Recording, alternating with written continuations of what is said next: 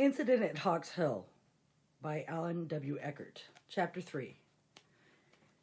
Obviously, George Burton had been doing a lot of talking about the boy who talked with animals, both in Winnipeg and in the little community of North Corners, about halfway between Hawks Hill and Winnipeg, where there was a small trading post, a church, a community school, and perhaps 2 or 3 dozen houses and outbuildings. In the 6 weeks since Burton had been at the McDonald's, a whole string of visitors had come, more in that short span of time than in all the years before. At first the family was perplexed by the attention being received. The visitors always gave one reason or another why they had dropped by to visit, but it soon became apparent that what they had come to see was Ben, not his parents. In a country and a time where diversions were few, a boy who could act and talk like animals was something to see, even if a body had to travel a far piece to see him. It was at the tiny church in North Corners where William and Esther MacDonald finally fitted together all the little bits and pieces that had been accumulating and came to the horrified realization that Benjamin had become, at best, an object of curiosity, and far more often was being viewed and discussed as some sort of monster or throwback, an animal boy. "I swear to you it's true," Miss Paulette had told the little group standing with their heads together after Sunday services that day. "Claudia and I rode out there last week, and there that little thing was talking to a chicken."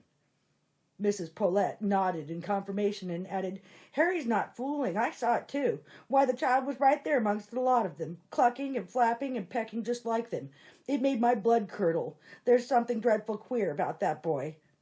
The obese Mary Deedley giggled nervously. "Know just exactly what you mean," she said. "Horace drove us up there to see for ourselves, 2-3 weeks ago, and sure enough there he was, sitting right smack twixt their old plow horses' front hooves, and talking to the animal. And I don't mean our talk. I mean he was sort of nickering and whinnying. And do you know," her eyes grew round and wide, "that old horse's ears were waggling back and forth, and he was nickering right back at the boy." "Their other children, Beth, Coral, and John," interjected Horace Deedley. "Why, they're just as nice and normal as can be. I feel sorry for them young'uns, I truly do, 'cause if you ask them anything about the little one and the way he acts, they just get sort of all red and flustered and don't want to talk about him. But our boy Elmer, whilst he was over there, he was playing at something with John over near the barn, and didn't you know right whilst they were together, here comes that little Ben, moving along on all fours and following one of their ewes, doing just what that animal was doing, eating grass, and bleating just like the ewe was. Elmer couldn't even tell their voices apart, and when Elmer busted out laughing about it and asked, just as a joke, you know, if Ben was sprouting wool under his clothes, why, John, he got real upset and told Elmer to go on home, or he was likely to pound him some. "Well, there's no doubt about it," Claudia Paulette spoke up again, sniffing at best outstoried. "The boy's got something the matter in his head, and I, for one, don't want my children around him, and—" she sniffed again and tilted her head meaningfully towards the MacDonalds, who were just coming out of the church. "You'd think Ben MacDonald's folks would have enough respect for others that they wouldn't bring a freak like that around normal people."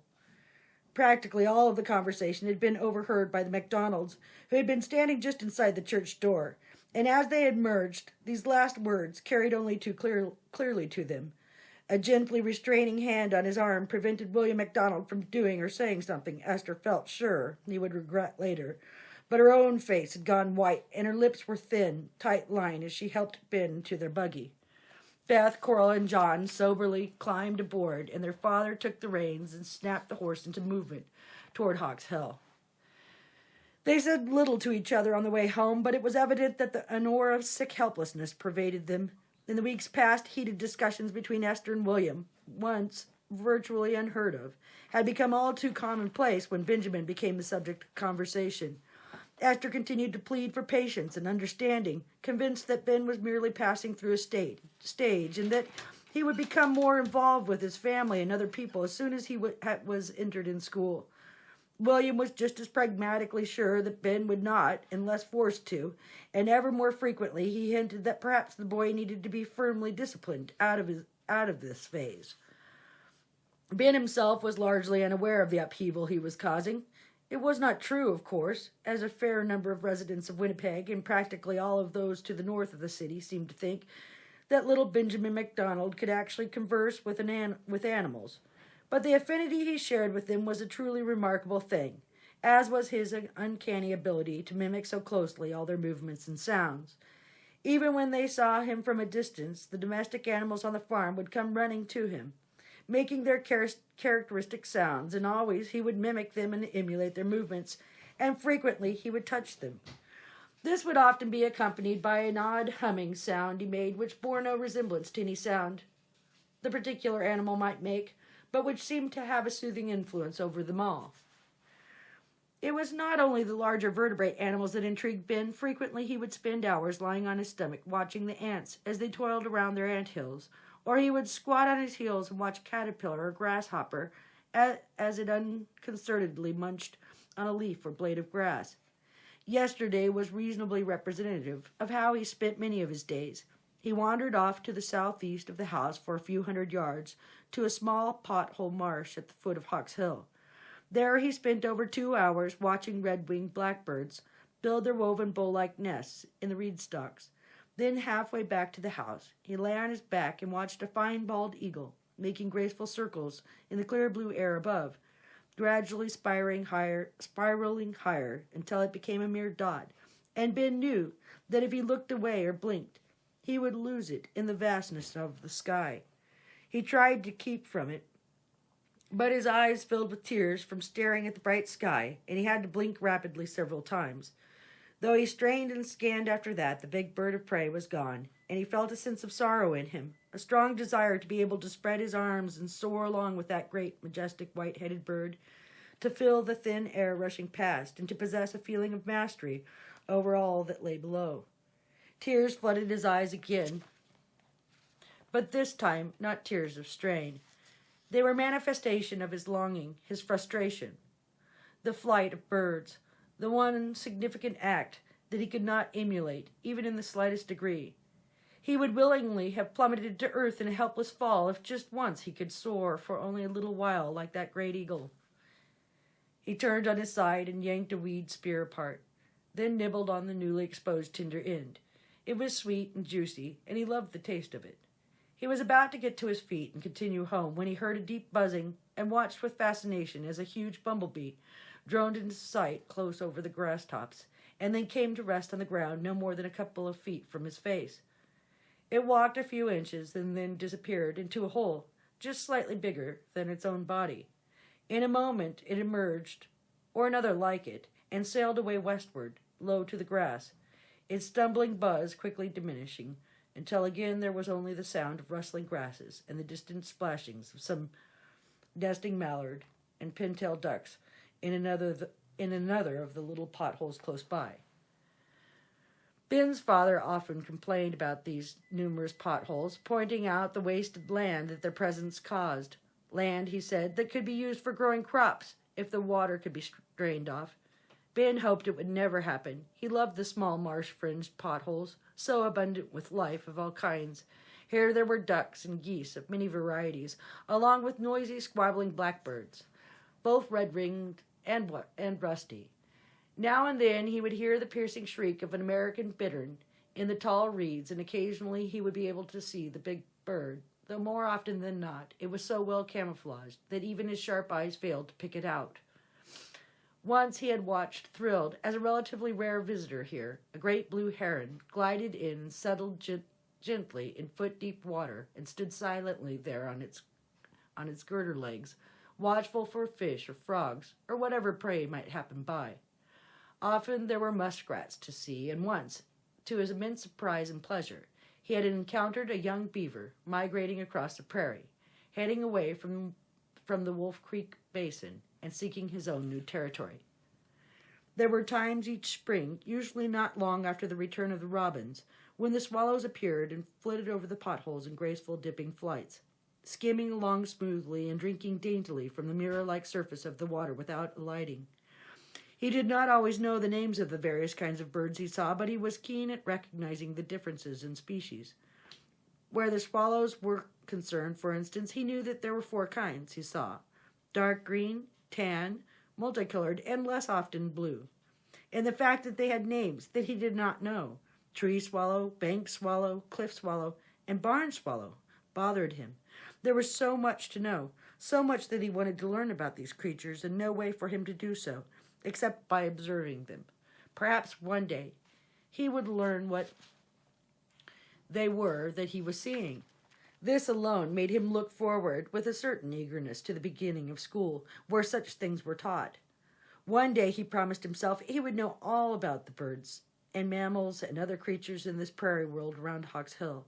He had no way of knowing that his own close observation of these creatures had probably brought him more specialized knowledge of them and their ways than any formal training he was apt to receive in those classes that would be available to him in North Corners.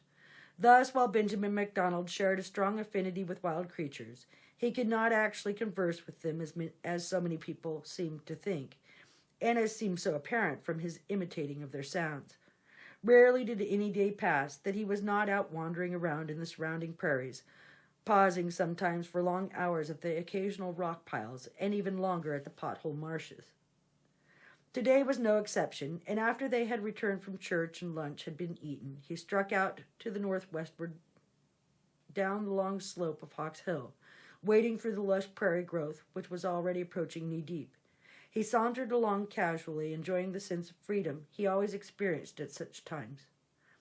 He was not quite a mile from the farm when he paused to watch closely, as a streamlined little sparrowhawk suddenly appeared, coming toward him, at a height of about 30 feet. Its narrow pointed wings alternately beating and then remaining outstretched to glide. Again Ben felt the yearning well up in him to be able to do the same. The small falcon, its back showing a distinctively reddish hue as it occasionally dipped and veered, continued its approach to within 100 feet of the boy, when its wings suddenly flared and then began to beat at a much faster pace as the bird hovered over one spot. For the space of 15 seconds it did this, and then it plummeted straight downward. The grass was too tall for Ben to see immediately what the little bird of prey had dived after, and so he began a slow movement forward, inching along soundlessly this way on his hands and knees through the grasses. It took him a considerable while to get to the place where the hawk had come down. The sparrowhawk was on the ground in a small area where the grass was sparse, beside a clump of low viney bushes, and it was a tribute to Ben's stealth that he saw the bird before the bird saw him. Its tail towards Ben, the hawk was busily tearing at something clutched in its talons. Now and again it would stop to raise its head and look briefly about before resuming its feeding. As Ben moved up to within 15 feet of the bird, he could see that its prey was a mouse. The boy recognized it immediately as one of those mice that had such long hind legs and a tail, and which innumerable times before had leapt away from beneath his feet in amazing hops of 5 or 6 feet, bouncing 3 or 4 times like this before miraculously vanishing beneath the matted grasses. It was a meadow jumping mouse, and though he did not know the name, he knew it well from the other species of mice in this area. A delicate little rodent with startling white underparts in its back and sides, a deep orange brown, with a streak of longer, darker hairs running down the length of its spine. The hawk had by this time eaten all of the head and much of the forepart of the body, holding the little carcass down with his feet while he tugged away chunk after chunk of the meat with his curved beak. The bird was a male and beautifully colored, with blue-gray wings and rusty red on the top of his head and down the back and tail. On each side of its head, 2 bands of black began at the base of its upper beak, one curving back over the eye and framing the face, the other going down through the eye and bisecting the white cheek. The breast and stomach feathers were light tan peppered with a darker brown. It was a very handsome bird. Not until Ben was only 10 feet away, barely inching along on his stomach, did the hawk see him. Instantly he wheeled about, glaring at the boy, half spread his wings, and uttered a piercing, high-pitched cry of "Kili, kili, kili, kili." Ben grinned and immediately replied in the same way, not quite able to duplicate the high, clear tone of the call, but coming remarkably close to it. The bird shook his head rapidly several times in a rather comical way, and then tilted it to one side. Ben cocked his own head, repeated the call, and then grinned even more. "Won't hurt you, Hawk," he said very softly. "Just want to watch. Don't worry, I won't hurt you." He didn't move any closer, but the hawk continued to exhibit a decidedly a decided agitation at his presence. For a moment it appeared he would begin feeding again. He pecked briefly, nervously, at the remains beneath his feet, but the proximity of the boy was too much. Abruptly, the talons gripped tightly, and the hawk launched himself into the air, with the remains of the mouse trailing down below, his wings beating hard to maintain flight with the added load. He flew relatively low, and in a clumsier manner than before. Disappointed, Ben watched until the bird dropped out of sight, with his prey beyond some dense willow scrub on the far side of a distant pothole. He had risen to his knees when the bird took off, and now, without getting to his feet, he crawled forward to the spot where the little drama had taken place and studied it. A few tiny smudges of blood were there, along with a bit of fur and a small fragment of bone. Ben picked up the bone and saw that it was part of the skull and upper jaw of the mouse, and still contained both of the incisors. The teeth were faintly yellowish and curved, and each had a long, straight groove down the front surface, from root to tip. Ben hadn't known that before, and he studied with peculiarity with increased interest. It was one more item to add to his ever-increasing store of wildlife knowledge. He had lain back down on his stomach on the ground as he studied this little treasure. For a long time he looked at it from all angles, and then a tiny, practically inaudible sound reached him, a vague, high-pitched little squeaking sound. Long ago he had learned that rapid movement startles wild creatures, and so without moving his head at all, he merely let his eyes search the cover around him. Then he saw it and was amazed that it had escaped his attention thus far.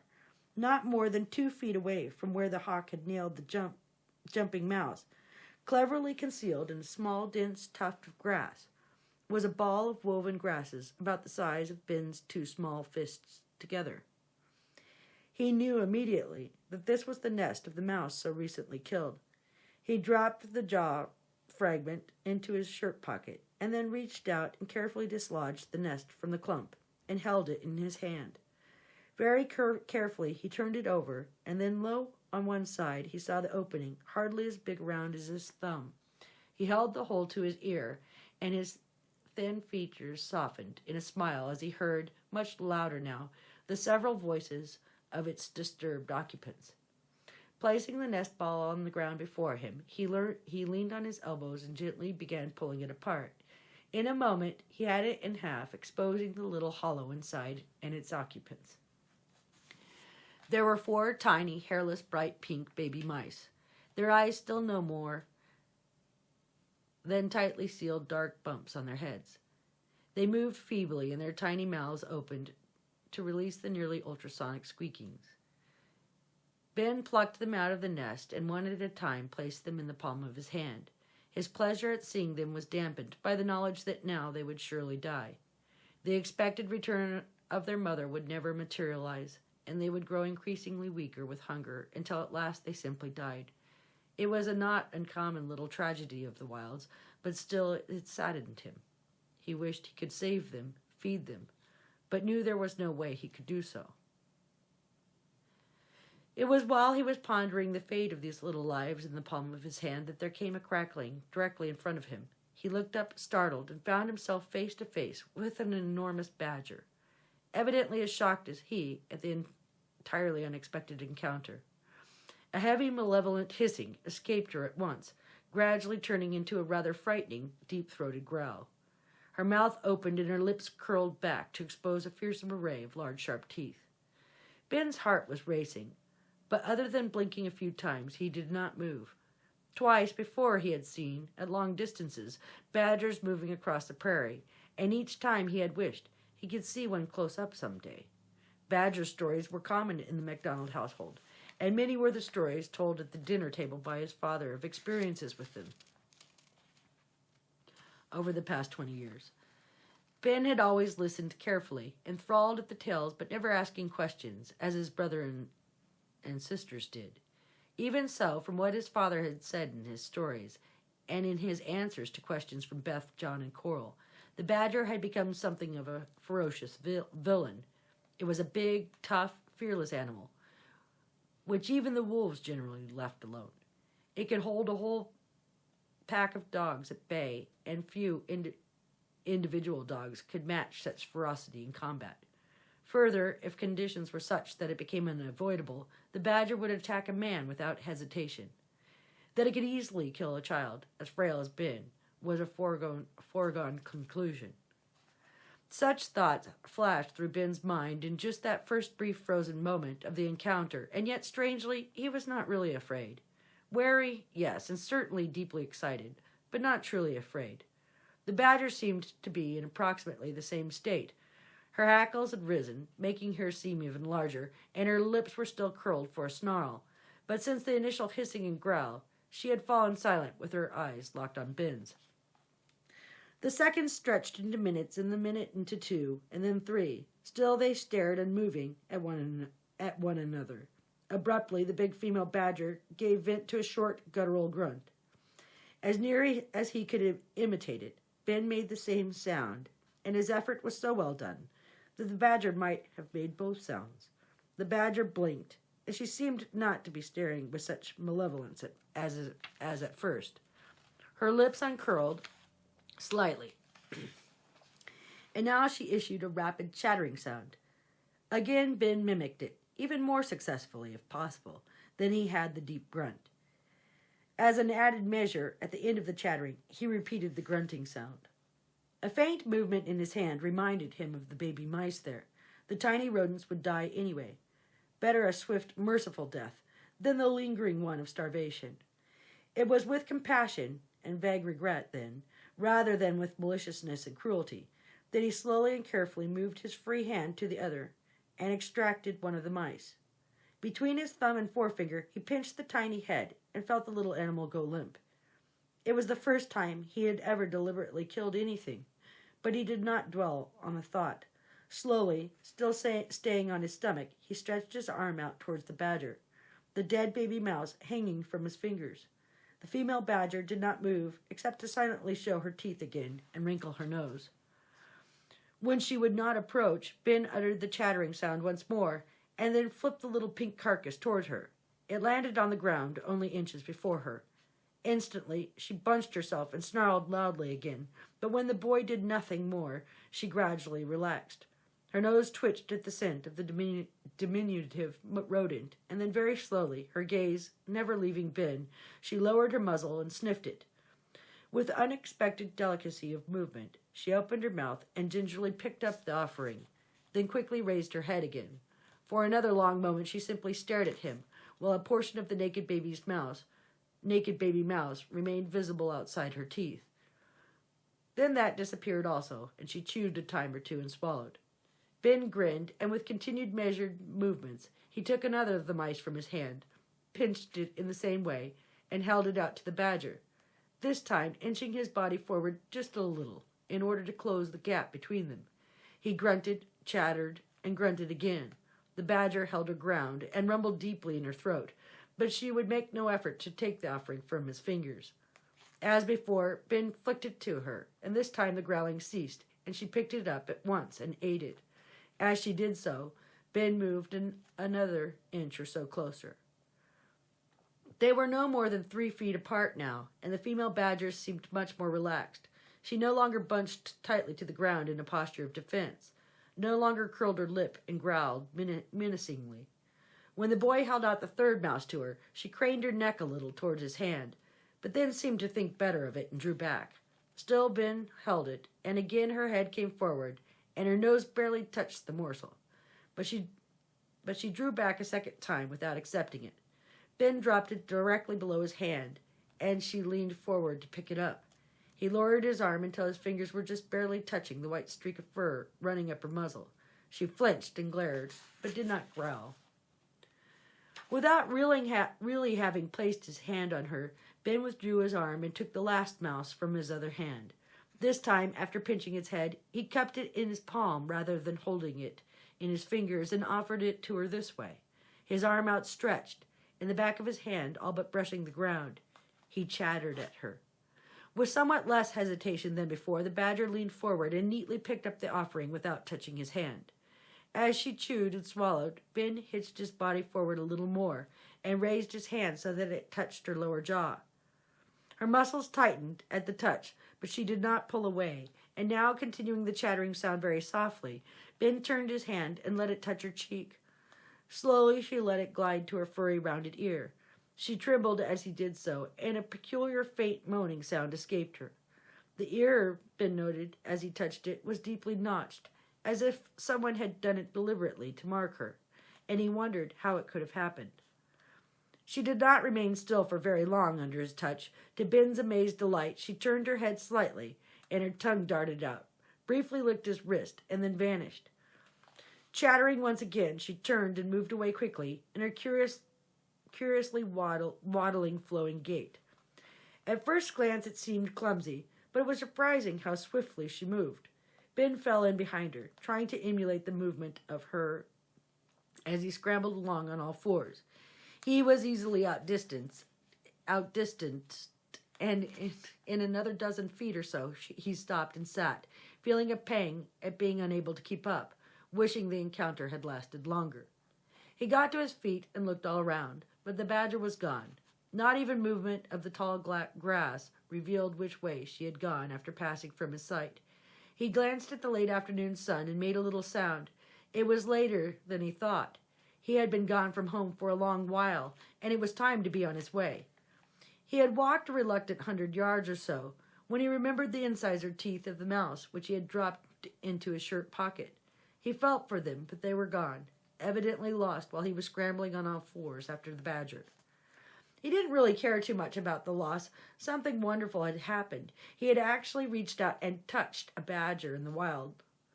He had fed it, experienced its nearness, was awed by its size and potential menace, mimicked its voice, imitated its gait, and was even licked by its tongue. He was profoundly gratified by the experience, and he reached his house, still in a glow over it all. He told no one of it at first, but they noted the change in him and wondered about it among themselves. At the dinner table following Grace, William MacDonald brought it into the open. "Don't know what you did today, son," he said, placing a hand on Ben's shoulder, "but you must have enjoyed yourself. You've been smiling to yourself off and on ever since you came home. Did you have a good time?" He expected no reply. At best, he expected only downcast eyes from the boy and perhaps a faint nod of the head. He was as stunned as the rest when Ben looked directly at him, still smiling. He nodded vigorously. "A good time, Dad." The elder MacDonald was so surprised he gaped. He looked down the length of the table at Esther, and she gave him a meaningful glance, and just the suggestion of an approving nod. John was no less surprised at the response, and Beth giggled. Coral was first to speak up. "What'd you do, Benji? Did you see something good?" He looked at her and nodded again. "I saw a great big badger." "A badger!" MacDonald had found his voice, but there was disapproval in it. "You keep plenty of distance between yourself and that animal, Ben. They're plain mean, and one of them could tear a little fellow like you apart in just 2 shakes. Let's hope George Burton could catch it in one of those traps he's set." Ben's smile disintegrated. He frowned, and his lip trembled. He lowered his eyes and bent his head again and said nothing more. The door that was briefly opened had closed again.